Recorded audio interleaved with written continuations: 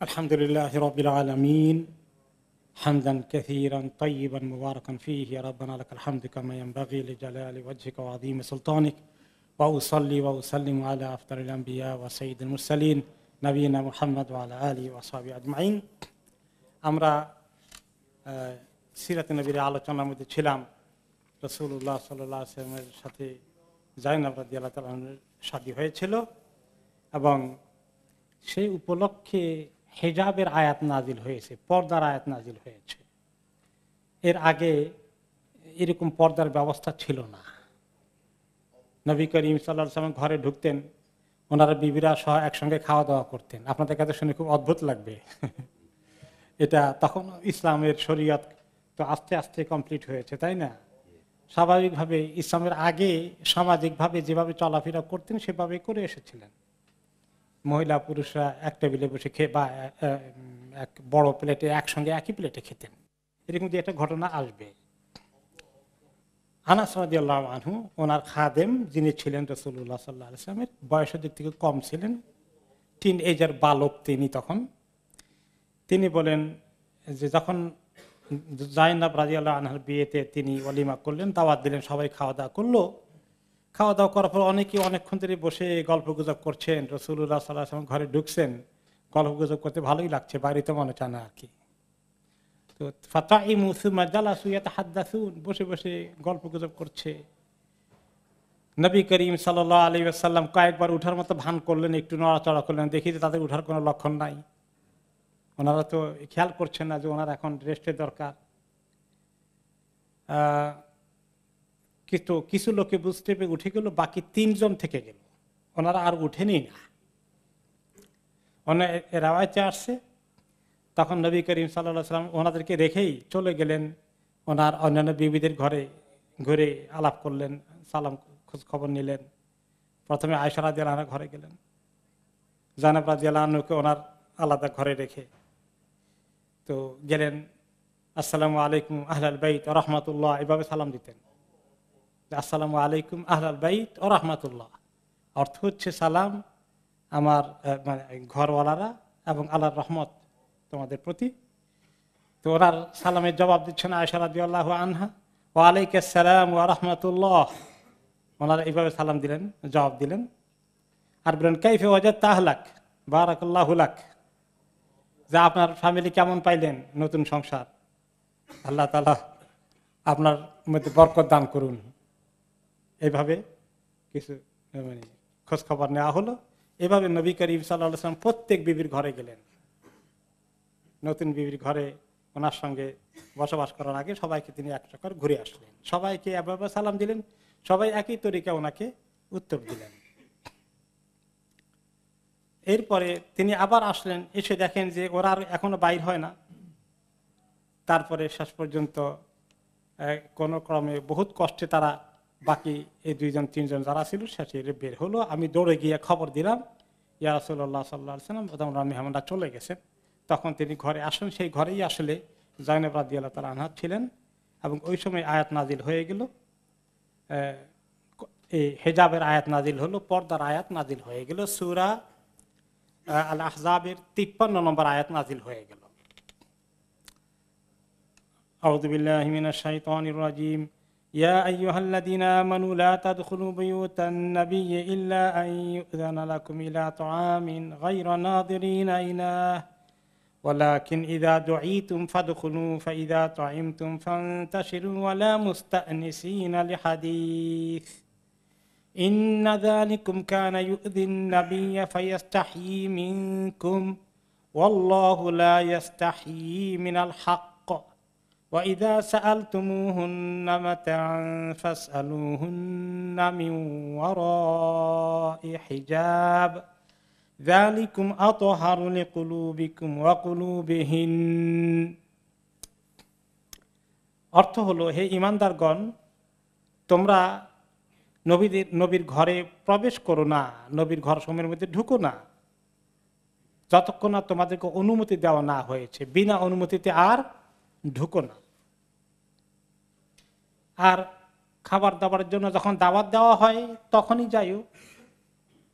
গায়রা নাযিরিনা ইনাহ, আর দাওয়াত দিলেই একেবারে সকাল থেকে গিয়ে বসে থেকো না, যে তোমরাও যাবা পাক শাক হচ্ছে তার আগ পর্যন্ত বসেই আছো অনেকক্ষণ। পাক টাক রেডি হয়ে গেলে খাবারের মুহূর্তে যাইও। ওলা কিনিদা দুআইতুম, আর যখন দাওয়াত দেওয়া হয় তখনই যেও, এমনি গিয়ে বসে থেকো না এইভাবে। আর খাওয়া দাওয়া যদি খাও বসো, তারপরে কি করো, ফাইদা তাইমতুম ফান্তাশিরু ওয়ালা মুস্তানিসিনা লিহাদিস, খাবার দাবার শেষ হয়ে গেলে তোমরা বেরিয়ে যাও, আর দেরি করো না, বসে বসে গল্প গুজব আড্ডার আসর জমিও না। ইন্না যালিকুম কানা ইউযিন নবী, তোমরা যে এভাবে লম্বা বসে থাকো, বসেছিলে, এটা নবীকে অনেক কষ্ট দিত, কষ্ট দিয়েছে। ফায়াস্তাহি মিনকুম, কিন্তু উনি খুব লাজুক স্বভাবে, তোমাদেরকে মুখ খুলে বলেন না যে আপনারা কি যাবেন নাকি এখন। উনি এরকম অভদ্র না, বেচারা কষ্ট করতেছে তোমাদেরকে বলতে পারছে না, আর তোমাদের খবর নাই, তোমরা অনেকক্ষণ পর্যন্ত বসেই আছো। আল্লাহু লা ইয়াস্তাহি মিনাল হক, আর আল্লাহ তাআলা হক কথা বলতে কোনো আল্লাহ শরম বোধ করেন না, আল্লাহর কোনো লজ্জায় কারণে বলতে অসুবিধা হয় না। ওয়া ইযা সাআলতুমুহুন্না মাতাআন, আর আগামীতে যখন তোমরা নবীদের ঘরে কোনো সময় আসো, নবীদের স্ত্রীকে কোনো কথা জিজ্ঞেস করতে হয়, কোনো জিনিসের দরকার হয়, কেউ আসো, তাহলে ফাসআলুহুন্না মিন ওয়ারা'i হিজাব, পর্দা মেনটেন করে পর্দার বাইরে থেকে ওনাদের সঙ্গে কথা বলবা, খোঁজ নিবা, কোনো জিনিস চাইতে হলে সেটা বলবা। আগের মতো ফাঁস করে ঘরে ঢুকে বিবির সামনে চলে যেতে আর পারবা না, পর্দা হয়ে গেল এখন। যালিকুম আতহারু লিকুলুবিকুম ওয়া কুলুবিহিন, এটাই তোমাদের জন্য আর তাদের জন্য, তোমাদের অন্তর তাদের অন্তর, নবীর বিবিদের অন্তর পাক সাফ থাকার জন্য এরকমই করতে হবে, পর্দার দরকার আছে। তা আমাদের মধ্যে অনেক লোক আছে, তাদের কোনো পর্দা না থাকলে তাদের অন্তরের কোনো অসুবিধা হয় না, ওনার মধ্যে ফেরেশতা হয়ে গেছেন, তাই না? কারণ আমাদের কোনো খারাপ উদ্দেশ্য না, আমরা এমনি বসে একটু গল্প সল্প করি। নবীর বিবিদের ব্যাপারে বলা হচ্ছে যারা আমাদের মা, প্রত্যেক সাহাবীর কে ওনারা? সাহাবীদের মা, উম্মাহাতুল মুমিনিন, মা, মায়ের সঙ্গে তো মানে এত পর্দা লাগে না, তবুও আল্লাহ তাআলা সেই পর্দার ব্যবস্থা করেছেন, কারণ ওর জন্মদাত্রী মা না, কিন্তু একটা স্ট্যাটাস দেওয়া হয়েছে। সেখানে যদি তাদের অন্তর পাক সাফ থাকার জন্য এরকম দূরত্ব পর্দা মেনটেন করতে বলে, আমরা কে? আমরা এত বড় পাক সাফ অন্তরওয়ালা হয়ে গেলাম, আমাদের কোনো অসুবিধা হবে না। ওমর রাদিয়াল্লাহু তাআলা আনহু, উনি মাঝে মধ্যেই নবীদের বিবিরা যখন বাইরে গিয়েছেন কোনো সময়, উনি বারে বারে নোটিস করেছেন যে ওনারা তো আমাদের মা, এবং তা ওনারা এইভাবে আসা যাওয়া বাইরে বেশি করলে, এবং সবাই যদি ওনারা নবীর ঘরে আসা যাওয়া করে, খাওয়া দাওয়া করে একসময় একসঙ্গে, জিনিসটা কেমন কেমন লাগে। তিনি কয়েকবার নবী করিম সাল্লাল্লাহু আলাইহি ওয়াসাল্লামকে প্রস্তাব দিয়েছেন, ইয়া রাসূলুল্লাহ, আপনার বিবিদিকে একটু পর্দার ভিতরে ঢুকান, বাইরের মানুষরা যেন ওনাদেরকে না দেখে। এখন নবী করিম সাল্লাল্লাহু আলাইহি ওয়াসাল্লাম নিজে তো কোনো শরীয়তে তিনি নিজের পক্ষ থেকে তো কিছু করবেন না, তিনি কোনটার ইন্তজারে আছেন? আল্লাহ তাআলা ওনাকে শরীয়ত দিবেন তখন, তো উনি নিজে থেকেই কিছুই কার্যকরী করতে চাচ্ছেন না। কিন্তু ওমর রাদিয়াল্লাহু আনহুর মনের ভিতরে খালি এটার একটা তামান্না হচ্ছে যে পর্দার আয়াত যদি নাজিল হইতো কতই না ভালো হইতো। তার মধ্যে আরেকদিন আরেকটি ঘটনা ঘটলো।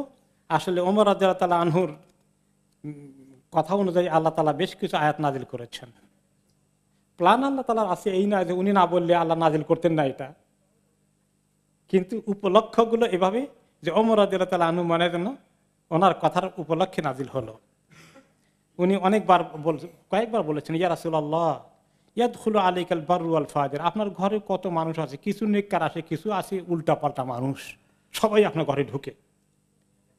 ফালা আমারতা উম্মাহাতুল মুমিনিনা বিল হিজাব, আমাদের মুমিনদের মাগণকে আপনি যদি হিজাব করে পর্দার আড়ালে যাইতে বলতেন কতই না ভালো হতো। এই উনি কয়েকবার বললেন, এরপরে আল্লাহ তাআলা এই হিজাবের আয়াত নাজিল করলেন। এবং আরেকটি রিওয়ায়াত ঘটেছে, আরেকটি ঘটনা ঘটেছে, আয়েশা রাদিয়াল্লাহু আনহা নিজে বলেন, কুনতু আকুলু মা রাসূলিল্লাহি সাল্লাল্লাহু আলাইহি ওয়াসাল্লাম হাইসান ফি কাবিন, একদিন আমি নবী করিম সাল্লাল্লাহু আলাইহি ওয়াসাল্লামের সঙ্গে একটা বড় বাউলে করে, বাউল তাই না, বাউল আছে না, এরকম বড় বলের মধ্যে একদিন একটু খাবার খাচ্ছি আমরা, খাবারটা হচ্ছে হাইস। হাইস কি খাবার? এটা হচ্ছে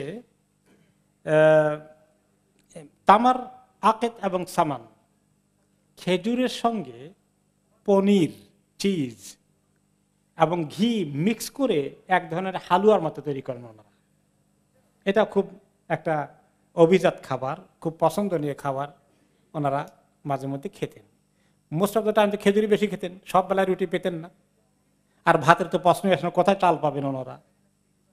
মেজরিটি টাইমে সারাদিন খেজুর খেজুর খেয়ে আসেন আর পানি। আর আসওয়াদান, কোনো মাছ গেছে পাক করার কোনো ব্যবস্থা নাই, শুধু দুটো কালো জিনিস, মানে সাদামাটা জিনিস। এই দুটো কি? খেজুর আর পানি, এই খেয়ে দিন যাচ্ছে। তো আবার খেজুরকে মাঝে মধ্যে বিভিন্ন কায়দা খেতেন।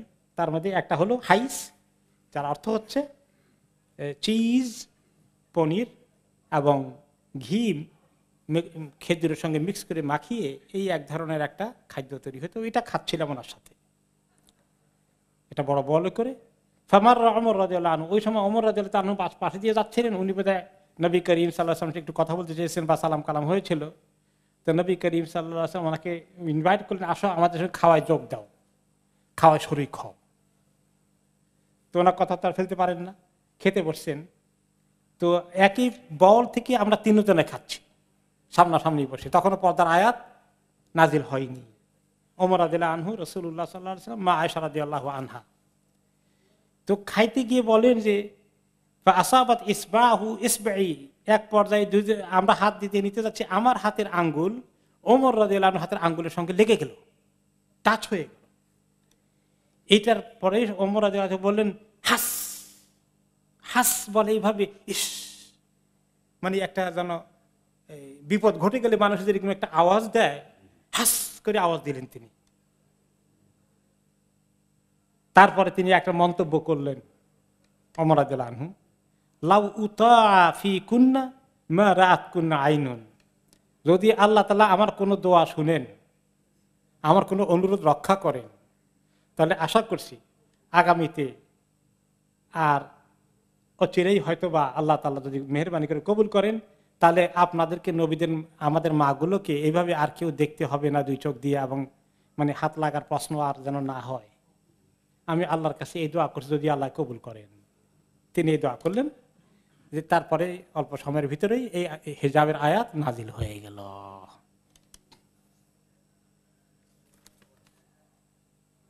তো আমরা জয়নব রাদিয়াল্লাহু আনহুর এই বিয়ে উপলক্ষে এই হিজাবের আয়াত পেলাম। এখন এই যে হিজাবের আয়াত নাজিল হয়েছে, এখানে বলা আছে নবীদের বিবিদের ব্যাপারে। তো এখন এখান থেকে কোন লোকেরা বলেন যে পর্দা পুশিদা শুধু নবীদের বিবিদের লাগবে, সামনাসামনি দেখা না করা, অন্য মানুষেরা লাগবে না। এটা নবীদের বিবিদের কথা বলা হয়েছে। তো এই কথাটা ভুল, কারণ মুফাসসিরিনে কেরাম, ইমাম ইবনে কাসির, ইমাম কুরতুবী সবাই বলেছেন যে এই আয়াতগুলোর কারণ ছিল একটা, সবব ছিল, শানে নজুল একটা ছিল, উপলক্ষ একটা ছিল, কিন্তু হুকুমটা আম সবার জন্য। আর বিশেষ করে সূরা নূরের মধ্যে আল্লাহ তাআলা আরো বিস্তারিত বলেছেন, সেখানে নবী আপনি মুমিনদের, মহিলাদেরকে বলেন নিসাল মুমিনিন, সবার জন্য ওই পর্দার কথা এসেছে। কাজে এই পর্দাটা শুধুমাত্র এই আয়াতে একটা উপলক্ষ আছে নবীদের ব্যাপারে, নবীদের স্ত্রীদের ব্যাপারে, সেটার মধ্যে সীমাবদ্ধ না রেখে হুকুমটা আম সবার জন্য। জাইনব রাদিয়াল্লাহু তাআলা আনহার কথা এখনো চলছে। তিনি আসলে অনেক উঁচু মাপের একজন পরহেজগার মহিলা ছিলেন। ইমাম আয-যাহাবী রাহমাতুল্লাহ আলাইহি ওনার ব্যাপারে বর্ণনা করেন, তিনি তাকওয়ার দিক থেকে, দিনদারি দিক থেকে ওই সমাজে, নবীদের সাহাবাদের সমাজে খুব সবাই জানতো যে তিনি অত্যন্ত পরহেজগার মহিলা। এবং তিনি নবী করিম সাল্লাল্লাহু আলাইহি সাল্লামের ইন্তেকালের পরে সবার আগে, বিবিদের মধ্যে তিনি সবার আগে ইন্তেকাল করেছেন। এবং এই ব্যাপারে একটা ভবিষ্যৎবাণী নবী করিম সাল্লাল্লাহু আলাইহি সাল্লাম করে গেছেন। তিনি বলেছেন, আসরাউ কুন্না লাহাকান বি আতওয়ালু কুন্না ইয়াদান। মা আয়েশা রাদিয়াল্লাহু আনহা হাদিস বলেন যে আমার ইন্তেকালের পরে তোমাদের সবাই যে আমার সঙ্গে জয়েন করবে, মউতের কাতারে যাবে, আমার পরে পরে যে সবার আগে যার মৌত হবে তার হাত হবে একটু লম্বা, যার হাত লম্বা সে আমার সবার আগে তোমাদের মধ্যে থেকে আমার সঙ্গে মিট করবে, আখিরাতের দিকে চলে যাবে। হাত লম্বা কার? আয়েশা রাদিয়াল্লাহু তাআলা আনহা বলেন যে আমরা মাঝে মধ্যে একত্রিত হলে কয়েকজন এর কার হাত লম্বা দেখে হাত মাপত ওয়ালের মধ্যে মাপতাম মনে করি, কে কার হাত লম্বা কে আগে যাবে। তো এরকম মাঝে মধ্যে করেছেন। আসলে পরে ওনার যখন ইন্তেকাল হয়ে যায় উনি কিন্তু খুব লম্বা হাতের ফিজিক্যালি ছিলেন না, কিন্তু উনি আগে চলে গেলেন। পরে মা আয়েশা রাদিয়াল্লাহু তাআলা বলেন এবারে বুঝেছি হাত লম্বা বলতে কি বুঝিয়েছেন। হাত লম্বা বলতে বুঝিয়েছেন তার অর্থ কি? দানশীল, দানকারী, যে বেশি দান করে আল্লাহর কাছে তার হাত লম্বা। কারণ জাইনাব রাদিয়াল্লাহু তাআলা আনহা অনেক বেশি দান করতেন। পয়সা কোথায় পেতেন? তিনি পরিশ্রম করে উপার্জন করতেন। কেমনে? চামড়া দিয়ে বিভিন্ন রকমের এই টুকিটাকি জিনিস বানাতেন, বাস্কেটের মতো, ব্যাগের মতো নিজের হাতে সেলাই করে করে বানাতেন, আর এগুলো বিক্রি করে দিয়ে ওই টাকাগুলোকে সদকা করতেন গরিব মিসকিনদের মধ্যে। এত আল্লাহওয়ালা তিনি ছিলেন এবং এত দুনিয়াদারি থেকে উনি এগুলাকে গুরুত্ব দেন নাই। নিজে কষ্ট করে উপায় করে খাটনি করে এগুলো বিক্রি করে করে দিয়ে তিনি দান সদকার পয়সা জোগাড় করে দান সদকা করেছেন। আয়েশা রাদিয়াল্লাহু তাআলা আনহা আরো বলেন যে ওনার ইন্তেকালের পরে আমরা বুঝলাম যে ফিজিক্যাল হাতের লম্বার কথা নবী করিম সাল্লাল্লাহু আলাইহি ওয়াসাল্লাম বুঝান নাই। তখন ওনার ইন্তেকালে বুঝলাম না বেতুল লিয়াদি সাদাকা, বেশি সাদাকা করছেন এটাই নবী করিম সাল্লাল্লাহু আলাইহি ওয়াসাল্লাম বুঝিয়েছেন, মিন করেছেন। ওয়াকানাত যায়নাবু ইমরাআতান সান্নাআতান লিয়াদ, যে যায়নাব রাদিয়াল্লাহু আনহা হাতের কাজ খুব ভালো জানতেন,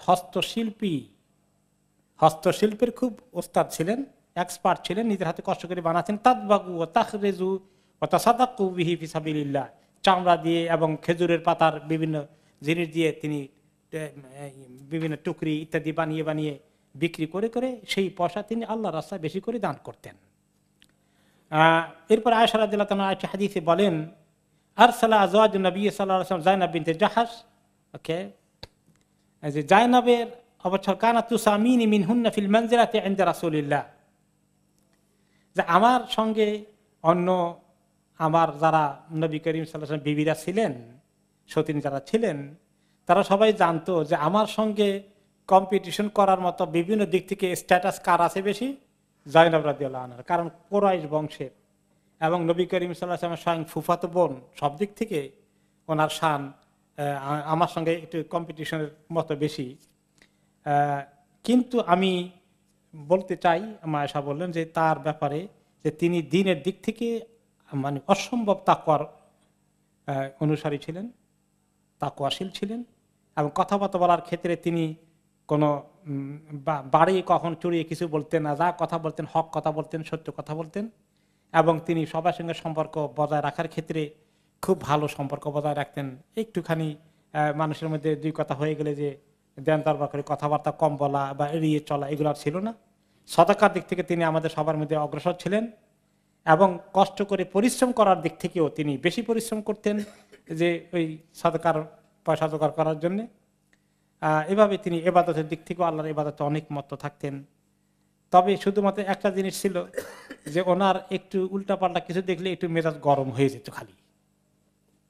তো মেজাজ গরম হয়ে গিয়ে কিছু একটু গরম বুঝে গেছে, রাগ করে ফেলেছেন, কিন্তু আবার অতি সত্বর কিছু যদি কাউকে বকা দিয়ে থাকেন আবার তিনি উইথড্র করে ফেলতেন এবং মাপ চাইতেন। শুধু এতটুকুন ওনার একটু মেজাজ তবিয়তটা একটু গরম ছিল, কিন্তু তিনি কখনো ভুলের উপরে থাকেননি, সঙ্গে সঙ্গে আবার রিয়েলাইজ করেছেন, আবার তিনি এটাকে মিটমাট করে ফেলেছেন। উনি ইন্তেকাল করেছিলেন ওমর ইবনে খাত্তাব রাদিয়াল্লাহু আনহু যখন খলিফা হন ওই সময়।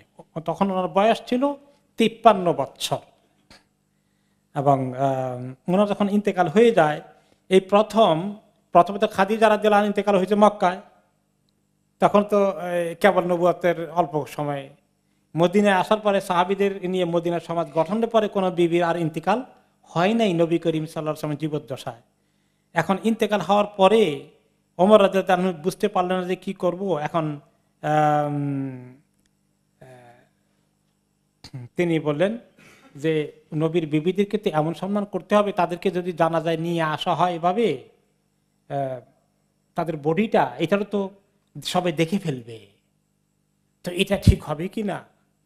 তখন তিনি বললেন যে ওনাকে কবর দেওয়ার সময় কেউ যেন না আসে, লা ইয়াখরুজ আলা যায়নাব ইল্লা যু রাহিমিন মিন আহলিহা, যে তার পরিবারের লোকেরা ছাড়া কেউ যেন কবরস্থানে আর না আসে। সঙ্গ দিয়ে এই যে মাইয়েতের সঙ্গে লোকেরা যায়, কারণ বডি দেখতে পাবে, এটা তিনি অ্যাভয়েড করতে চাইলেন। কিন্তু আসমা বিনতু উমাইস রাদিয়াল্লাহু আনহা, যিনি ছিলেন জাফর আত-তাইয়ার রাদিয়াল্লাহু আনহুর বিবি, তিনি বললেন, ইয়া আমির আল মুমিনিন আলা উরিকা শাইআন রাআইতুল হাবাশা তাসনাহু বিনিসাইহিম, আপনি যেটা বলেছেন অন্য কোনো সাহাবী যেন না আসে, কবরস্থানেও না যায়, ওনাকে লাশ দেখে ফেলবে, তো আমি আপনাকে আরেকটা জিনিস বাতিয়ে দিই। উনি হিজরত করে গিয়েছিলেন আবিসিনিয়াতে, ইথিওপিয়াতে, ওখান থেকে পরে মদিনায় আসেন এই আসমা বিনত উমাইস। উনি বললেন, আমি যখন আবিসিনিয়া ছিলাম আমি দেখেছি তারা মাইয়িতদের মহিলাদেরকে এক ভালো কায়দায় কবরস্থানে নিয়ে যায়, যে লাশকে যখন কাপড় দিয়ে পেঁচানো হয় এর উপরে, খাটিয়ার উপরে একটা বড় চাদর দিয়ে ঢেকে দিয়ে দেওয়া হয়, কাজেই আর লাশের বডিকে দেখার আর কোনো সুযোগ নাই। এটা করলে কেমন হয় ওমর রাদিয়াল্লাহু আনহু, তাহলে আর সবাইকে আপনি আর রেস্ট্রিকশন দেওয়া লাগবে না। তখন তিনি বললেন, মা আহসান হাদা, খুব সুন্দর বুদ্ধি দিলেন তো, ওয়া আস্তারাহু, ওইটা তো ভালো পর্দার ব্যবস্থা হয়ে যাবে আর সবাই দাফন কাফনের শরীকও হতে পারলো। তখন তিনি বলেন, না আনি খুরুজু আলা উম্মেকুম, যা কারা কারা যারা যারা চাও তোমাদের মায়ের জানাজায় শরীক হইতে এবং ওনার কাফনের শরীক হইতে, তোমরা শরীক হইতে পারবা। ওমর রাদিয়াল্লাহু তাআলা নিজে ওরা নামাজ পড়ালেন এবং নামাজ পড়িয়ে তারপরে তিনি বললেন যে কারা ওনাকে কবরে ঢুকাবে। তিনি এবার প্রশ্ন করলেন ওনার বিবিদেরকে, আরসালা ইলা আজওয়াজিন নবী মান তা'মুরুনা আন ইদখিলাল কবর, নবীর বিবিদের বাকিদেরকে জিজ্ঞেস করলেন, আপনারা পরামর্শ দেন ওনাকে কবরে কে কে ঢুকাবে, কারা ধরে কবরে নামাবে। ওয়া কানা ইউজিবু আন ইয়াকুনা হুয়া আল্লাযী ইয়ালি যালিকা, তিনি মনে মনে চাইছিলেন যে খলিফা হিসাবে ওনার উপরে দায়িত্ব পড়লে উনি ওনাকে কবরে ঢুকানোর ক্ষেত্রে হেল্প করবেন ফিজিক্যালি।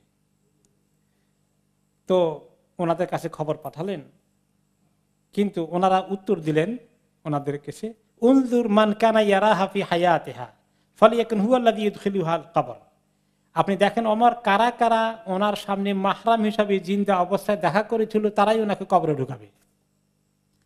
তখন ওমর মাহরামদেরকে নিয়ে আসা হলো, ওনারাই ওনাকে কবরে ঢুকালেন। এখান থেকে আমরাও শিখলাম মাসালা যে মাহরাম দেখে কবরে ঢুকাবে, মাহরামরা অন্য পুরুষরা নয়। এইভাবে চলে আসলো। এবার আমরা হিজরি পঞ্চম সনে আসি। এই পঞ্চম সনের আমরা শাবান মাসের মধ্যে আরেকটা ঘটনার দিকে আসি। শাবান মাস হিজরি পঞ্চম সনে, রমাদানের আগের মাস। সেটা ছিল গজওয়াত বনিল মুস্তালিক আবিল মুরাইসিয়া। বনি মুস্তালিক নামে একটি যুদ্ধ হয়, অথবা আল মুরাইসি এলাকা ছিল, আর কবিরার নাম ছিল বনিল মুস্তালিক। তাদের সঙ্গে যুদ্ধ হয় শাবান মাসে। যুদ্ধের কারণ কি? এরা আসলে এক ধরনের পৌত্তলিক আর কি। বনি মুস্তালিক এরা মদিনা থেকে একটু দূরে, কিন্তু খুব দূরে না, মক্কা থেকে দূরে, কিন্তু মদিনা থেকে কিছুটা দূরে কাছে। তাদের লিডার নাম ছিল আবু দেরা, আল হারিস ইবনে আবি দেরার। আল হারিস ইবনে আবি দেরার এই সাইয়্যিদ বনি মুস্তালিক, বনি মুস্তালিক কবিলার লিডার। সে কেন জানি তার ইচ্ছা হলো যে মদিনার এই শক্তিকে সে আর উঠতে দেবে না। সে দুর্ধর্ষ এক ধরনের বেদুইন জাতি তার কবিলার আশেপাশের লোকদেরকে জোগাড় করলো, যাদের সংখ্যা কেবল খারাপ না, তারা মদিনা আক্রমণ করবে, এই প্রস্তুতি নিয়ে ফেলল। নবী করিম সাল্লাল্লাহু আলাইহি ওয়াসাল্লাম জানেন আপনারা, উনি কি অসচেতন আছেন, বেখবর আছেন? তিনি সবসময় খবর রাখছেন। তিনি জানেন তার দুশমন চতুর্দিকে আছে, ইসলামকে আক্রমণ করে জমিন থেকে উৎখাত করে দেওয়ার জন্য বহু ষড়যন্ত্র হতে পারে। তিনি একদম কখনোই তিনি অমনোযোগী হননি। তিনি কিছু খবর পেলেন টুকটাক, খবর পেয়ে তিনি ভালো করে খবর আনার জন্য, শিওর হওয়ার জন্যে যে তারা আসলে যুদ্ধ করা ষড়যন্ত্র করছে কিনা, একজন নির্ভরযোগ্য সাহাবীকে পালেন, বুরাইদা ইবনে হুসাইব রাদিয়াল্লাহু আনহুকে পাঠালেন সেখানে গিয়ে খোঁজ খবর নিতে। এবং তিনি খোঁজ খবর নিতে গিয়ে আবার যদি সাহাবীর পরিচয় দিয়ে খোঁজ খবর নেন তাহলে কি হবে, ওনাকে মেরে ফেলবে। এখন খোঁজ খবর তো নিতে হবে। আর খোঁজ খবর নিতে গেলে তিনি কিছু নাটক করেছেন আর কি। সেখানে নাটকের মধ্যে এই নাটকটা হলো তাদেরকে ধোঁকা দেওয়া। আর এই যুদ্ধের ময়দানে ধোঁকা দেওয়া জায়েজ আছে না নাই? জায়েজ আছে।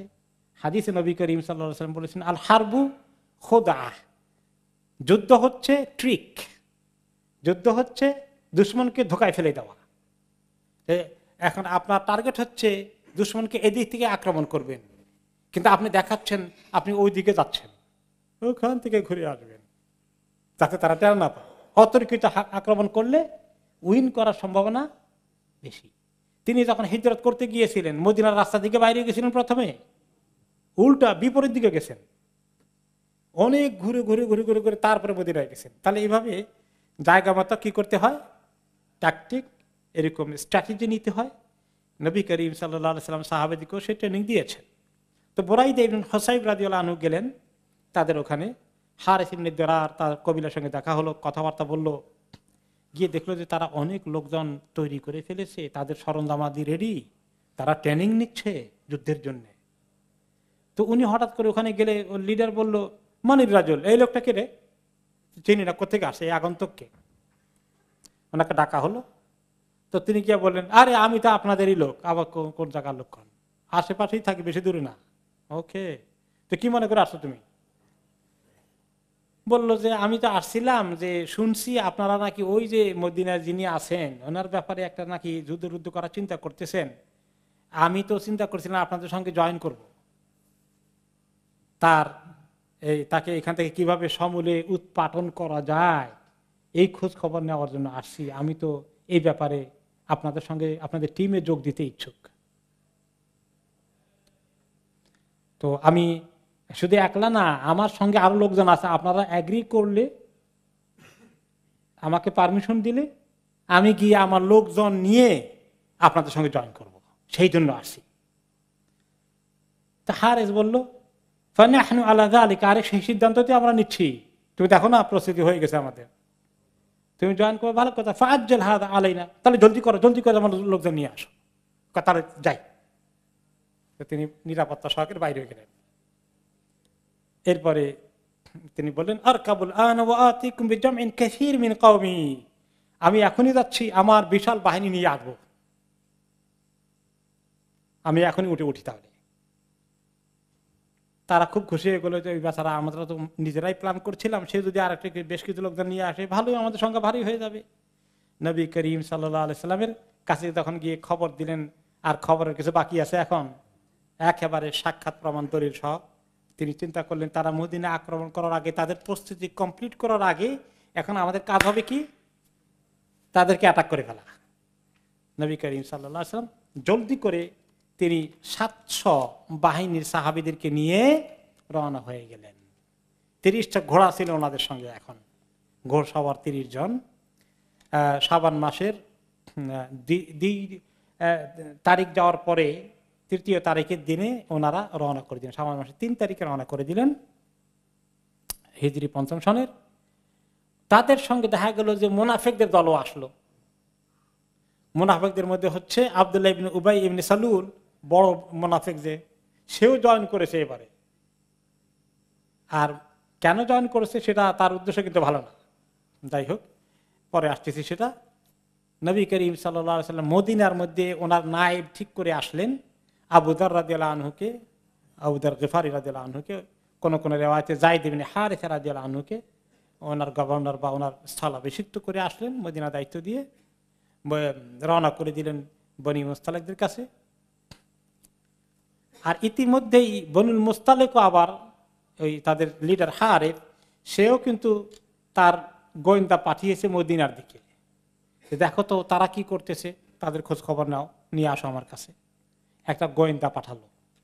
তো প্রতিমধ্যে এই গোয়েন্দার সঙ্গে মুসলমানদের দেখা হয়ে গেছে, তাকে ধরে নিয়ে আসা হলো। নবী করিম সাল্লাল্লাহু আলাইহি ওয়াসাল্লাম তাকে জিজ্ঞেস করলেন যে তোমাদের লোকদের খবর কি, তোমরা কোন প্রস্তুতি কদ্দূর নিয়েছ? সেটা অ্যারেস্ট হয়ে গেছে এখন। সে কিছুই বলতে রাজি না। ইসলামের দাওয়াত দিলেন কবুল করো, তাহলে তোমার মুক্তি আছে, তাও রাজি না। তখন তিনি বলে সেটা শত্রুপক্ষ, তিনি তাকে মৃত্যুদণ্ডের নির্দেশ দিলেন, তার মৃত্যুদণ্ড কার্যকরী করা হয়ে গেল। হারেসের কাছে এখন খবর চলে গেল তার দূত আর ফেরত আসেনি, এবং সে তার কাছে রিপোর্ট চলে গেছে অন্য মাধ্যমে যে মদিনা থেকে রাসূলুল্লাহ সাল্লাল্লাহু আলাইহি সাল্লাম বাহিনী নিয়ে রওনা হয়ে গেছেন, প্রতিমধ্যে তার দূতকেও হত্যা করা হয়েছে বা তার গোয়েন্দাকে। এখন সে প্রচন্ড ভয় পেয়ে গেল, এবং আশেপাশে কিছু কবিরা তার সঙ্গে যে যোগ দিয়েছিল তারাও তাকে ফেলে চলে গেল ভয়ের কারণে। তাদের শিবিরে গন্ডগোল হয়ে গেল, এবং নবী করিম সাল্লাল্লাহু আলাইহি সাল্লাম এই গন্ডগোলের অবস্থায় দ্রুত গতিতে তাদের এলাকায় চলে আসলেন। আর তিনি যে এত দ্রুত গতিতে আসবেন তারা টের পায়নি। এসেই তাদের উপরে তিনি অতর্কিত হামলা করলেন। হামলা করে যারা ফ্রন্টে ছিল তারা লড়াই করার চেষ্টা করেছে, কিন্তু তারা যে সবাই নিপাত হয়ে গেছে, বাকিরা পালিয়ে গেল অনেক দূরে। এবং নবী করিম সাল্লাল্লাহু আলাইহি সাল্লাম শেষ পর্যন্ত তাদের সম্পদ যা ছিল ওগুলাকে গনিমতের মাল হিসাবে নিয়ে আসলেন, এবং বাকি যাদেরকে পাওয়া গেল যুদ্ধ ধাওয়া করে ধরা গেল, সবাইকে অ্যারেস্ট করা হয়ে গেল, হত্যা করেননি, ধরে নিয়ে এসেছেন। তখনকার যে যুদ্ধ বন্দীদের প্রতি যেটা নিয়ম ছিল, ইন্টারন্যাশনাল ল ছিল তখন, কি যে তাদের সবাইকে কৃতদাস দাসী বানানো হবে, এটা ছিল তখনকার ইন্টারন্যাশনাল ল। সব জাতির লোকেরা এই কাজ করত। তখনও ইসলামের মধ্যে কেবল তো সব নাজিল হচ্ছে, সব নাজিল হওয়া শেষ হয়নি, এটাই ছিল তখন নিয়ম। তো নবী করিম সাল্লাল্লাহু আলাইহি ওয়াসাল্লাম নির্দেশে সাহাবীদেরকে বলে দিল তাদের সম্পদগুলো নিয়ে আসো, গনিমতের মাল হবে, আর তাদের কৃতদাস দাসী হিসাবে সবাইকে ভাগ করে দেওয়া হবে। তো ইতিমধ্যেই জুয়াইরিয়া নামে এক মহিলা ছিল, সে এক যুবতী মহিলা, সে হলো তাদের যে লিডার হারেস তার মেয়ে, সেও পড়ে গেছে এক সাহাবীর কৃতদাসী হিসাবে, তার কাছে পড়ে গেছে। তখন সেই মহিলা বলল তার যে কৃতদাসের দাসী হিসাবে যে সাহাবীকে দেওয়া হয়েছে তাকে তিনি বললেন, তিনি সাবিত ইবনে কায়েস রাদিয়াল্লাহু আনহু নামে এক সাহাবীর অংশে পড়েছিলেন। তো তিনি বলেন যে আমি একজন লিডারের মেয়ে, আপনি আমাকে কৃতদাসী না বানিয়ে আপনি কি চান আমি জোগাড় করে নিয়ে আসবো। তিনি তাকে খরিদ করার জন্য, কোনো ব্যক্তি যদি কোনো কৃতদাস নিজেকে খরিদ করতে চায়, মনিবের সঙ্গে চুক্তি করে, তাকে বলা হয় মুকাতাব, সে এগ্রিমেন্ট করেছে। তো এগ্রিমেন্ট করতে গিয়ে অনেকগুলো যে এত পয়সা দিতে হবে। তো তিনি আসলেন সাহায্যের জন্য রাসূলুল্লাহ সাল্লাল্লাহু আলাইহি ওয়াসাল্লামের কাছে, যে আপনি আমাকে একটু ব্যবস্থা করে দেন, কোন জায়গা থেকে আমি নিজেকে মুক্ত করতে চাই। তো রাসূলুল্লাহ সাল্লাল্লাহু আলাইহি ওয়াসাল্লাম কিছু চিন্তা করলেন, এবং আল্লাহ তাআলার মানসা তিনি বললেন যে তোমার এটা দায়িত্ব আমি নেব, এবং আমি তোমাকে নিকাহ করার প্রস্তাব দিচ্ছি, আর তোমার এটা জিম্মাদারি আমি পালন করব। তখন সে মহিলা নিকাহর প্রস্তাবে রাজি হয়ে গেল নিজেকে মুক্ত স্বাধীন করার জন্য। এবং নবী করিম সাল্লাল্লাহু আলাইহি ওয়াসাল্লামের যখন বিয়ের খবর এসে গেল, সাহাবীরা সবাই তখন বলল, আরে এরা তো এখন সবাই নবী করিম সাল্লাল্লাহু আলাইহি ওয়াসাল্লাম শ্বশুর গোষ্ঠী হয়ে গেছে, এদেরকে আর কৃতদাস বানাই কেমনে আমরা, সবাইকে মুক্ত করে দিল। এমনকি ওই মহিলার যে পিতা ছিল হারেস, সেও মুক্ত হয়ে গেল, মুক্ত হয়ে সে ইসলাম কবুল করলো, এবং গোটা জাতি ইসলামে চলে আসলো। তাহলে আল্লাহ তাআলার মানসা আছে কিনা? তো এই যারা নবী করিম সাল্লাল্লাহু আলাইহি ওয়াসাল্লাম যে বিয়ে করার কারণগুলো বুঝেন না, কারণ অন্যতম কি, যদি এই লোকগুলোকে ইসলামে নিয়ে আসা যায় এবং তাদেরকে দুশমনী থেকে ইসলামের পক্ষে নিয়ে আসা যায়, সুবহানাল্লাহ, এটা ছিল অন্যতম কারণ যে ওনার একাধিক বিয়ে আল্লাহ তাআলা করিয়েছেন এই সমস্ত কারণে। কত বড় হিকমত আল্লাহ তাআলা এখানে কাজ করেছে। জুয়াইরিয়া রাদিয়াল্লাহু তাআলা আনহাকে উনি তখন শাদী হয়ে গেল, এবং তিনি পরে ওনার ঘরে বিবি হিসেবে আসলেন। এবং এই জুয়াইরিয়া রাদিয়াল্লাহু তাআলা আনহু নও মুসলিম, কিন্তু ইসলামকে এত ভালো করে বুঝেছিলেন, এবং তিনি নবীর পরিবারে দেখা গেল যে অনেক বিবিদের তুলনায় তিনি অনেক বেশি দিনদার পরহেজগার হয়ে গেলেন অল্প সময়ের ভিতরে। এবং তিনি প্রায় ফজর নামাজ পড়ে অনেকক্ষণ পর্যন্ত দোয়া দরুদ ইস্তেগফার তওবা আল্লাহর কাছে সকালবেলার জিকিরগুলো লম্বা সময় করতেন। একদিন ফজরের অনেক সময় পরে নবী করিম সাল্লাল্লাহু আলাইহি সাল্লাম ফজর পড়ে বাইরে ঘোরাঘুরি দায়িত্ব পালন করে এসে সালাতুদ দুহা চাষতের নামাজ পড়েছেন। এসে দেখেন যে জুয়াইরিয়া রাদিয়াল্লাহু আনহা ওনার মুসাল্লার মধ্যে বসে বসে আল্লাহর নাম জপছেন, তাসবিহ করছেন, আমলের মধ্যে আছেন, নামাজ পড়ছেন। তো তিনি বললেন, মা জিলতা আলাল হালিল্লাতি ফারাকতুকা আলাইহা, ও আল্লাহ, ফজরের সময় তোমাকে দেখছি তুমি এত ইবাদতে আছো, এখনো ওই বসার মধ্যেই আছো? ক্বালাত নাম, তিনি বলেন যে আছি ইয়া রাসূলুল্লাহ, আমি এখনো আল্লাহকে ডাকছি। ক্বালা লাকাদ কুলতু বা'দাকি আরবা'i কালিমাতিন সালাসা মাররাত, আমি তোমার কাছে ফজরের সময় থেকে চলে যাওয়ার পর থেকে আমি আল্লাহর 4টি বাক্য আল্লাহর উচ্চারণ করেছি, 4টি বাক্য আল্লাহর জিকিরে উচ্চারণ করেছি 3 বার, 4টি বাক্যকে 3 বার উচ্চারণ করেছি। লা উযিনাত বিমা কুলতি মুনযু ইয়াউমি লাওয়াজানাতহুন্না, তুমি আজকে থেকে যত তাসবিহ পড়েছো সমস্ত তসবিকে এইগুলোর সঙ্গে সমানে আরেক পাল্লায় রাখলে আমি যে তসবিটা 4টি বাক্য 3 বার পড়েছি এগুলার বরাবর কোনোদিন হবে না। একেবারে ওনাকে সুন্দর একটা তসবিহ শিখাই দিলেন, সেটা কি? সুবহানাল্লাহি বিহামদিহি আদাদা খালকিহি ওয়া রিদা নাফসিহি ওয়া জিনাতা আরশিহি ওয়া মিদাদা কালিমাতিহি। 4টে বাক্য, সুবহানাল্লাহি বিহামদিহি আদাদা খালকিহি ওয়া রিদা নাফসিহি ওয়া জিনাতা আরশিহি ওয়া মিদাদা কালিমাতিহি। তো এই কয়টি বাক্য তিনি ওনাকে শিখিয়ে দিলেন এবং তিনি যে অনেক দিনদার ছিলেন তিনি এটাকে গুরুত্ব সহকারে নিয়েছেন। তিনি নবী করিম সাল্লাল্লাহু আলাইহি ওয়াসাল্লাম পরে বেঁচে ছিলেন বেশ কিছু দিন এবং ওনার জুয়াইরিয়া রাদিয়াল্লাহু আনহার ইন্তেকাল হয়ে যায় হিজরি 50 সনে। ওনার বয়স তখন হয়েছিল, কোন কোন রিওয়ায়াতে বয়স এসেছে 56 বছর বয়সে ওনার ইন্তেকাল হয়, যখন মুআবিয়া রাদিয়াল্লাহু তাআলা তখন খলিফা ছিলেন এবং ওনার ইন্তেকালের পরে মদিনার যিনি গভর্নর ছিলেন মুআবিয়া রাদিয়াল্লাহু পক্ষ থেকে মারওয়ান ইবনে হাকাম, উনি তার জানাজা পড়িয়েছেন। না, ওনার বয়স তখন ছিল অন্য রিওয়ায়াতে 65 বছর বয়সে তিনি পৌঁছেছিলেন। ওকে, তাহলে ওনার ইসলামের কারণে ওনাকে নিকাহ করার কারণে আল্লাহ তাআলা বিরাট জনশক্তিকে, দুশ্মন কওমকে আল্লাহ তাআলা ইসলাম কবুল করিয়ে দিয়েছিলেন ওনার উসিলায়। বনি মুস্তালিক যুদ্ধে মুসলমানদের মাত্র 1 জন শহীদ হয়েছিলেন, তাও নিজেদের হাতে, দুশমনের হাতে না। নিজেদের হাতে কেমনে শহীদ হয়?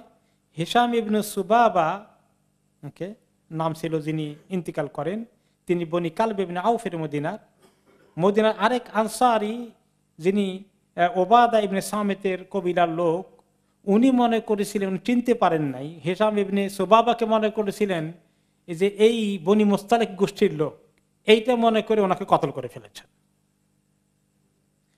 এরপরে শেষ পর্যন্ত বাইর হয়ে গেল যে আল্লাহ, এতে তো নিজেদের লোককে কতল করা হয়ে গেছে। তো এই ঘটনা ঘটে গেল, অবশ্যই মিস্টেকের কারণে তো আল্লাহ তাআলা মাফ করবেন।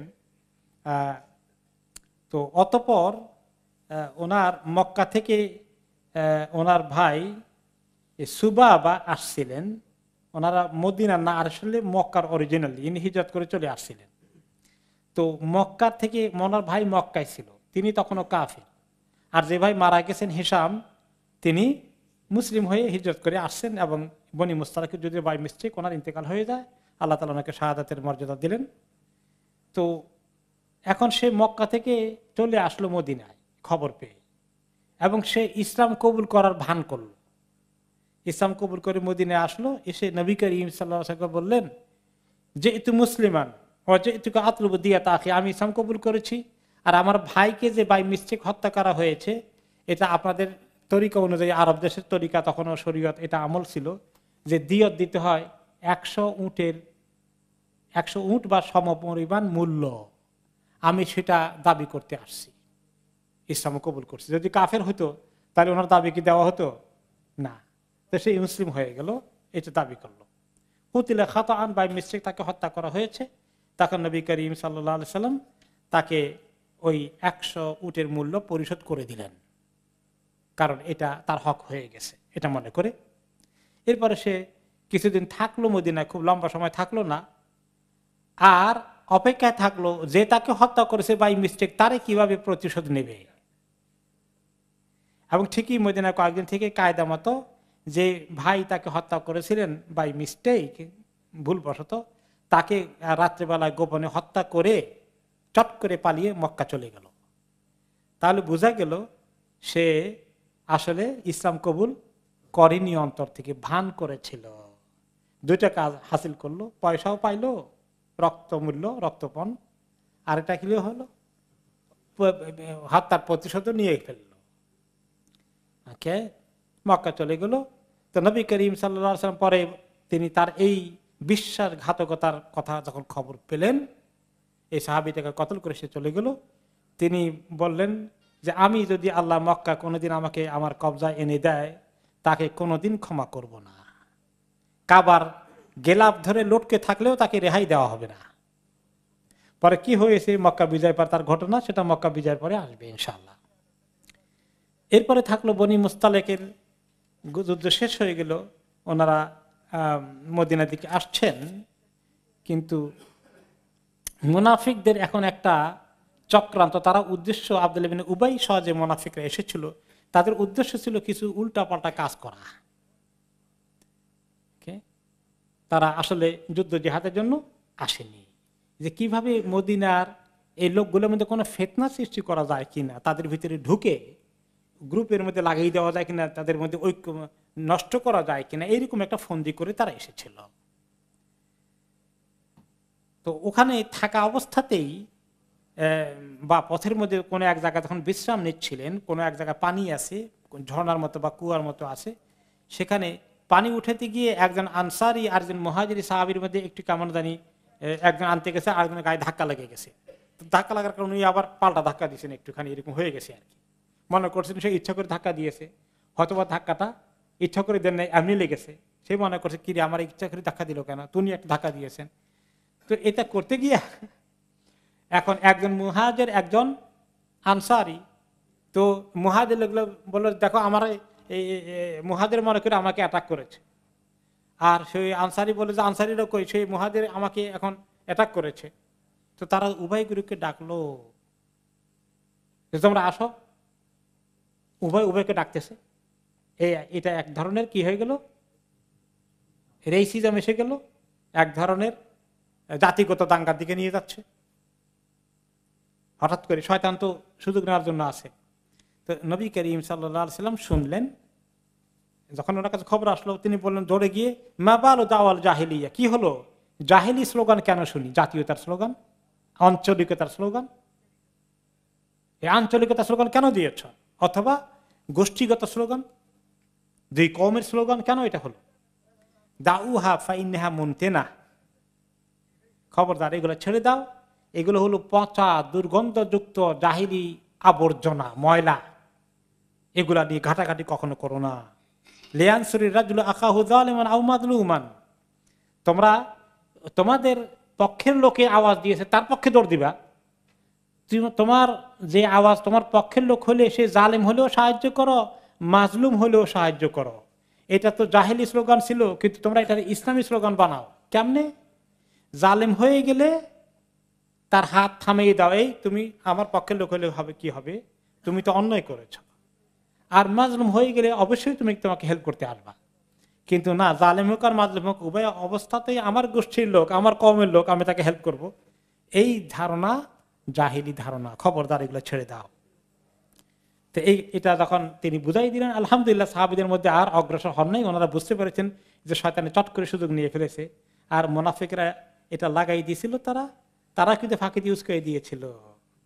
যখন এটা শুনলো আব্দুল্লাহ ইবনে উবাই, সে বলল আচ্ছা মুহাজির এরকম কথা বললো মদিনায় এসে, ওরা রিফিউজি হয়েছে আমাদের কাছে, আর আমাদের লোকদের সঙ্গে তারা এরকম ধাক্কাধাক্কি করে, এটা কিছুতেই হবে না। সে ভীষণ কমেন্ট করে বসে রাখ বসত, এবং তার সঙ্গে তার কিছু মুনাফিক সাঙ্গপাঙ্গ যারা আছে তারা বলল যে যখন সে খবর শুনলো সে বললো যে মোটামুটি জমছিল কিনা খেলা, ভালোই কিছু হয়েছিল, হয়েছিল কিছু, কিন্তু থামাই দিছে। আওয়া কাদফা আলুহা, এরকম কিছু শুরু হয়ে গেলে তো ভালো লক্ষণই দেখা গেছে, কিছু তো শুরু হয়েছে। তাহলে এখন সে উস্কে দিচ্ছে, বলে কাদনা ফারুনা ওয়াকা সারুনা ফি বিলাদিনা, এরা আমাদের উপরে এখন মেজরিটি হয়ে গেছে মদিনায়, এদের সংখ্যা ভারী হয়ে গেছে, আর আমাদের সংখ্যা এখন কমে গেছে, আর আমরা এখন তাদের কাছে মনে হয় যেন রিফিউজিদের কাছে অসহায় হয়ে গেছি, আমরা অরিজিনাল বাসিন্দারা। এগুলা বলা বলি শুরু করে দিল। তারপর বললো কি, ওকে, বলে যে ঠিকই বলছে, মুরব্বীরা একসময় বলতেন, মুরব্বীদের কথা বলে, কি বলে, সাম্মেন কালবাকা ইয়াকুলুকা, যে তোমার কুকুরটাকে ভালো করে মোটা করো, একদিন তোমারে কামড় দিয়ে শেষ করবে। আমরা তো ওই কাজই করছি মদিনায় বসে বসে। তারপর বললো কি, আমাওয়াল্লাহি লা ইন রাজানা ইলাল মাদিনাতে, আল্লাহর কসম যদি আমরা এবারে মদিনায় যাই, লা ইউখরিজান্নাল আ'আজ্জু মিনহাল আযাল, আমাদের মধ্যে যারা ইজ্জতওয়ালা তারা এই সমস্ত বেইজ্জত মার্কা লোকগুলোকে বাইর করে ছাড়বো মদিনা থেকে, যারা রিফিউজি হয়েছে। এই পলাতক রিফিউজিগুলোকে আমরা একদম বহিষ্কার করে দেবো মদিনা থেকে। এই কথা বলে সে তারপরে তার লোকদেরকে সমাবেশ করলো, তার এলাকার যারা আছে ওদেরকে নিয়ে সে তাদেরকে বলল যে তোমরা এখন থেকে সাবধান, কেউ তাদের প্রতি কোনো দয়া মায়া দেখাবে না, তাদেরকে কোনো সাহায্য করবে না, কোনো কোপারেশন নাই, মদিনে গিয়ে এবার আমরা তাদেরকে বাইর করে দেব।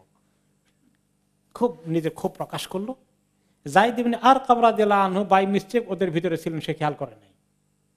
যায়েদ ইবনে আরকাম রাদিয়াল্লাহু আনহু তখন ইয়াং একজন সাহাবী, এই টিন এইজার, উনি সেখানে ছিলেন। উনি এটা শুনলেন, শুনে দৌড়ে গিয়ে ওনার চাচা সাদ ইবনে উবাদা রাদিয়াল্লাহু আনহু, যিনি অনেক বড় জলিলুল কদর আনসারী সাহাবী, ওনার কাছে গিয়ে বললেন, চাচা শুনছেন আব্দুল্লাহ ইবনে উবাই ইবনে সালুল এরকম কথা বলল। তখন তিনি গিয়ে আবার সাদ ইবনে উবাদা সরাসরি রাসূলুল্লাহ সাল্লাল্লাহু আলাইহি ওয়াসাল্লামের কাছে না গিয়া ওমর রাদিয়াল্লাহু আনহুর কাছে গেলেন, বলেন যে শুনছেন ইয়া রাসূলুল্লাহ, ওমর ইবনে খাত্তাব এই ঘটনা। ওমর ইবনে খাত্তাব দৌড়ে গেলেন কার কাছে? রাসূলুল্লাহ সাল্লাল্লাহু আলাইহি ওয়াসাল্লামের কাছে গিয়া বলেন, দানি আদরিব উনকা হাদাল মুনাফিক ইয়া রাসূলুল্লাহ, আল্লাহ রাসূল আপনি অ্যালাউ করেন এই মুনাফিকের কল্লা আমি এখনই ফেলে দেই। নবী করিম সাল্লাল্লাহু আলাইহি ওয়াসাল্লাম বললেন, দাহু, রাখো রাখো, থামো, লা ইয়াতাহাদ্দাসান নাসু আন্না মুহাম্মাদান ইয়াকতুলু আসহাবা, এই তুমি এই কাণ্ড ঘটালে লোকেরা বলবে মুহাম্মদ নিজের সাথীদেরকে চান্স পাইলে মেরে ফেলে, আমার বিরুদ্ধে মিডিয়া প্রপাগান্ডা চালাবে, কাজে এটা করো না। তো নবী করিম সাল্লাল্লাহু আলাইহি ওয়াসাল্লাম বললেন, আমি আব্দুল্লাহ ইবনে উবাই সালুলকে ডাকি। তাকে ডেকে আনলেন, ডেকে আনার পরে ওরে তুমি এরকম বলছো নাকি? আল্লাহর কসম জীবনে এরকম কথা বলেন, কে বলছে আপনার কাছে? আস্তাগফিরুল্লাহ, সব মিথ্যা কথা বলছে আমার ব্যাপারে। ওকে, তখন যায়েদ অনেক বোঝানোর চেষ্টা করলেন, কিন্তু আব্দুল্লাহ উবাই ইবনে সালুল এমন ভাবে কথা বলছে যে কিছুতেই এখন এটা সে স্বীকার করছে না। এখন সে তো বয়সে বড়, আর হলো ইয়াং ছোকরা ছেলে। তখন নবী করিম সাল্লাল্লাহু আলাইহি ওয়াসাল্লাম একটা বেকায়দায় পড়লেন। তিনি সাদ রাদিয়াল্লাহু আনহু দিকে তাকালেন যে, সাদ তুমি খবরটা দিয়ে আমার একটা লজ্জাই দিয়ে ফেললা। এখন আমি তো তারই জিজ্ঞাসা, সে যেভাবে অস্বীকার করছে, এখন তো কোনো দলিল প্রমাণও নাই, কি করি? তো সাদ রাদিয়াল্লাহু আনহু বললেন, ইয়া রাসূলুল্লাহ ইন্নামা আখবারানিহিল গোলাম লিযায়েদ ইবনে আরকাম, যে আমার ভাতিজাই বলছে, আমি তো আর দেখি নাই, এখন আমি তো বিশ্বাস করি আপনাকে বলছি, তো উনি নিজে অপরাধী মনে করছেন এখন সাদ রাদিয়াল্লাহু তাআলা আনহু। তো সাদ রাদিয়াল্লাহু আনহু কষ্ট পাইলেন, যাহারে ভাতিজার কথা শুনে দৌড় দিলেন তাহকিক না করে। পরে তিনি ভাতিলাকে ধরলেন, বললেন যে হাদা হাদ্দাসানি ফানতাহরানি, ওকে, যে এই লোকটা, এই আমার ভাতিজাটা আমার আজকে লজ্জিত করলো, এমন একটা খবর বললো, আর সে তো মোটে স্বীকারই করলো না। এখন আমি তো বেকায়দায় পড়লাম রাসূলুল্লাহ সাল্লাল্লাহু আলাইহি ওয়াসাল্লামের কাছে। যায়েদ রাদিয়াল্লাহু আনহু তখন চাচাকে বলে, চাচা আমি আন্দাজে বলি নাই, কানতে কানতে আমি বললাম, তিনি বালক ছোকরা মানুষ। আল্লাযী আনজালা আলাইকা নবুওয়া লাকাদ ক্বাল, তিনি নবী করিম সাল্লাল্লাহু আলাইহি ওয়াসাল্লামের কাছে গিয়ে বললেন, হে রাসূলুল্লাহ, যে আল্লাহ আপনার উপরে কিতাব নবুয়ত নাযিল করেছেন, সে আল্লাহর কসম করে বলছি আমি মিথ্যা বলি নাই, সে বলেছে এই কথা। আমি তো ওনাকে বলে আসলাম, কিন্তু আমার কওমের লোকজন বললো, তুমি এমন একটা পচা খবর আনলা যে খবরে কোনো গোড়া নাই আগা নাই, নবী করিম সাল্লাল্লাহু আলাইহি ওয়াসাল্লামকে বেকায়দায় ফেললা, তোমার চাচা সাদকে বেকায়দায় ফেললা। মা আরাদতা ইলা হাযা, তুমি এই আকাম করতে গেছে কেন? এই ছোট বালককে সবাই বকা দিচ্ছে। তো যায়েদ রাদিয়াল্লাহু আনহু ছোট বালক মানুষ বলে যে এত কষ্ট পাইলাম, আসাবানি হাম্মুন লাম ইউসিবনি মিসলুহু কত, এরকম একটা কষ্ট পেলাম জীবনে আমি এই কষ্ট মোকাবিলা করি নাই কোনোদিন। এত মুসিবতে এত কষ্ট, আমার দুঃখ লেগেছে। ও জালাসু ফি বাইতি, আমি আমার ঘরে বসে থাকি, আর ঘর থেকে বাইরে কারো চেহারা দেখতে মনে চায় না, এত কষ্ট পাচ্ছি, কেমনে ঘর থেকে বাইরে হই, কাঁদতেছি ঘরে বসে বসে।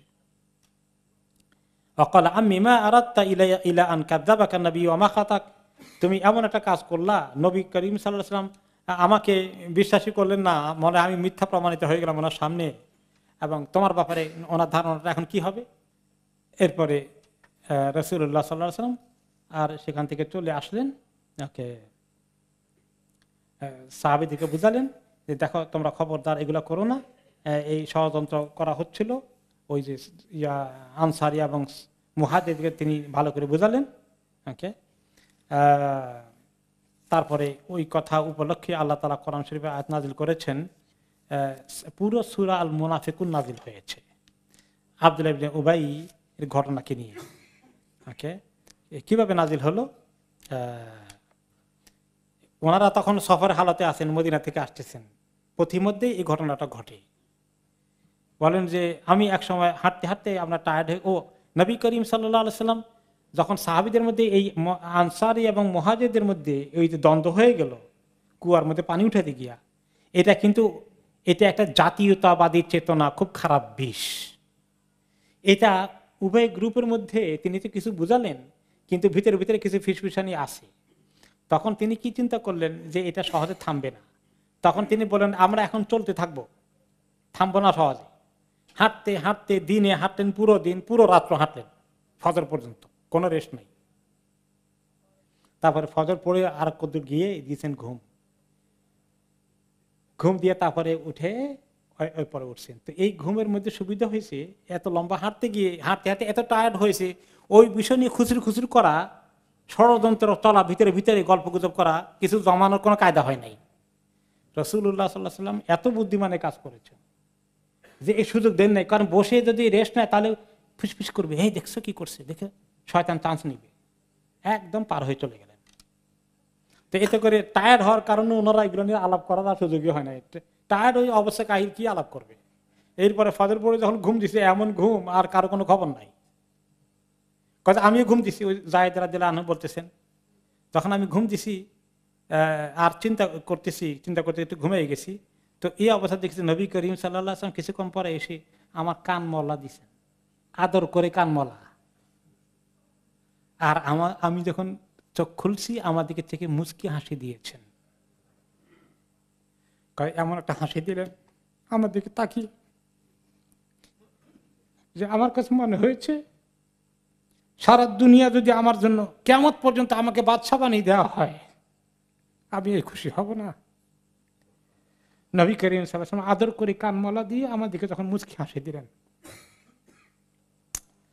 অথবা আবু বকর রাদিয়াল্লাহু তাআলা আনহু দৌড়ে আসলেন যে আমাকে আদর করে কান মলা দিয়ে কি জানি একটা বললেন বা মুচকি হাসি দিয়েছিলেন, যে তোমাকে কি বলছিল রাসূলুল্লাহ সাল্লাল্লাহু আলাইহি ওয়াসাল্লাম। সাহস করা নেই ওনাকে জিজ্ঞাসা করতে, নবীকে জিজ্ঞেস করতে। বলে যে কিচ্ছু কয় নাই, খালি আদর করে একটু কান মলা দিয়েছে আর আমার চেহারা দিকে তাকিয়ে মুচকি হাসি দিয়েছেন, কিছু কর নাই। আবু বকর রাদিয়াল্লাহু আনহু বললেন, আবশের, তোমার জন্য নিশ্চয়ই কোনো সুসংবাদ আছে। ওমর রাদিয়াল্লাহু আনহু একই কথা জিজ্ঞাসা করলেন এসে আবার কিছুক্ষণ পরে, আবার আমি একই কথা বললাম, তিনি একই কথা বললেন। তারপরে যে পুরো এই কিছুক্ষণের মধ্যেই পুরো সূরা মুনাফিকুন আয়াত নাজিল হয়ে গেল, এবং সেখানে মুনাফিককে ধরিয়ে দিয়েছেন আল্লাহ তাআলা। ইদা জাআকাল মুনাফিকুনা ক্বালু নাশহাদু ইন্নাকা লারাসূলুল্লাহ, হে নবী আপনার কাছে মুনাফিকরা যখন আসে বলে সাক্ষী দিচ্ছি, হ্যাঁ আপনি অবশ্যই আল্লাহর রাসূল। আল্লাহু ইয়ালামু ইন্নাকা লারাসূলু, আল্লাহ তো অবশ্যই জানেন আপনি অবশ্যই আল্লাহর রাসূল। আল্লাহু ইয়াশহাদু ইন্নাল মুনাফিকিনা লাকাযিবুন, আল্লাহ ভালো করে সাক্ষী দিচ্ছেন মুনাফিকরা সব মিথ্যাবাদী। হুমুল্লাযীনা ইয়াকুলুনা লা তুনফিকু আলা মান ইনদা রাসূলিল্লাহ হাত্তা ইয়ানফাদু, তারা বলাবলি করে যে এই রাসূলুল্লাহর পাশে যারা আছে এদের পিছনে আর পয়সা খরচ করো না, কোনো সাহায্য করো না, তারা হতাশ হয়ে এখান থেকে সব বাইরে চলে যাক, কোন দিকে যেদিকে খুশি চলে যাক। ওয়ালিল্লাহি খাযাইনুস সামাওয়াতি ওয়াল আরদি ওয়ালাকিন্নাল মুনাফিকিনা লা ইয়াফকাহুন। আল্লাহর জন্য তো আসমান জমিনের সমস্ত খাজানা কার জন্য? আল্লাহর জন্য, সব আল্লাহর হাতে। মুনাফিকরা কি সেটা বুঝে? ইয়াকুলুনা লা ইন রাজানা ইলাল মাদিনাতি লা ইখরিজান্নাল আযু মিনহাল আযাল। তারা বলে যদি মদিনায় এবারে ফেরত যায়, যারা আমরা সম্মানিত লোকজন আছি সব অসম্মানিত গুলার একদম বহিষ্কার করে দেব। ওয়ালিল্লাহিল ইজ্জাতু ওয়া লিরাসূলিহি ওয়া লিল মুমিনিনা ওয়ালাকিন্নাল মুনাফিকিনা লা ইয়ালামুন। আল্লাহর জন্যই এবং আল্লাহর রাসূলের জন্যই আসল ইজ্জত এবং মুমিনদের জন্য আসল ইজ্জত এবং সম্মান, কিন্তু মুনাফিকরা সেটা বুঝে না। তখন নবী করিম সাল্লাল্লাহু আলাইহি ওয়াসাল্লাম যায়েদকে ডেকে পাঠালেন, যায়েদকে নিয়ে আসো। এসে তিনি এই আয়াতগুলো আমাকে তেলাওয়াত করে শোনালেন কয়েকজন সাহাবীদের সামনে, আর বললেন ইন্নাল্লাহ আযজা ওয়া জাল কাদ সাদ্দাকাকা যায়েদ, তোমাকে আল্লাহ তাআলা সত্যবাদী প্রমাণ করে দিয়েছেন। তারপরে নবী করিম সাল্লাল্লাহু আলাইহি ওয়াসাল্লাম বলেন হাযাল্লাযী আওফাল্লাহু লাহু বিউযনি, এই লোককে আল্লাহ তার মর্যাদা দিয়েছেন যে তার কান দিয়ে ঠিক কাজটাই করেছে, কথাটা শুনে সত্য কথাই বলেছিল। এরপরে পরবর্তী পর্যায়ে এই মুনাফিক সম্পর্কে কথাবার্তা আর রয়ে গেছে, আজানের সময় হয়ে গেছে, আর পারলাম না।